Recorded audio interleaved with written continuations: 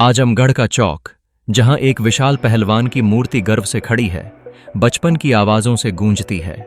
बच्चे खेल में मशगूल हैं, जबकि बुजुर्ग उस मूर्ति के सामने बैठकर अपने अनुभव साझा करते हैं। यह मूर्ति केवल एक पत्थर का टुकड़ा नहीं, बल्कि एक सशक्त इतिहास की गाथा है।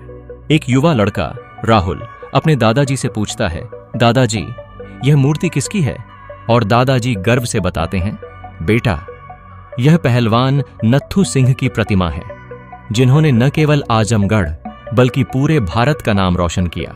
फ्लैशबैक में 1850 का दशक है, जब नत्थू सिंह एक युवा पहलवान हैं, मिट्टी के अखाड़े में कुश्ती कर रहे हैं। गांव वाले उनके साहस और ताकत की दाद देते हैं।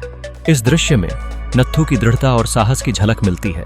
साथ ही एक अंग्रेज अफसर कैप्टन रॉबर्ट्स उनके खिलाफ घृणा से देखता है। वह जानता है कि नत्थू का प्रभाव कितनी गहराई तक फैला है।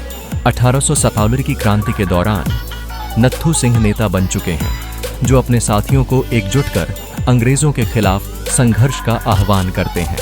उनकी तेज आवाजें सुनकर किसान और गांव वाले उनके साथ जुड़ते हैं। नत्थू का आत्मबल और उनके शब्दों में एक नई ऊर्जा भर देते हैं। अब यह लड़ाई केवल एक कुश्ती नहीं, बल्कि एक स्वतंत्रता की जंग बन चुकी है। जब नत्थू सिंह को धोखे से पकड़ा जाता है, कैप्टन रॉबर्ट्स की घृणा भरी नजरें उन पर टिकी होती हैं। नत्थू पराजित नहीं होते। वह गर्व से कहते हैं, मैं भारत मां का सपूत हूं। तुम मुझे मार सकते हो, लेकिन झुका नहीं सकते। उनका साहस और बलिदान उस समय की दास्तान बन जाता है, जो फिर से आजमगढ़ के लोगों के दिलों में जीवित होता है। वापस वर्तमान में जब राहुल अपने दादाजी से सुनता है, उसकी आंखों में आंसू हैं। वह समझता है कि नत्थू सिंह जैसे वीरों के बलिदान के कारण ही आज भारत आजाद है। दादाजी सिर हिलाते हैं और कहते हैं, यह मूर्ति केवल पत्थर नहीं, हमारी शान और बलिदान की निशानी है। इस तरह आजमगढ़ की यह कहानी नत्थू सिंह के साहस और संघर्ष की अमिट गाथा बन जाती है।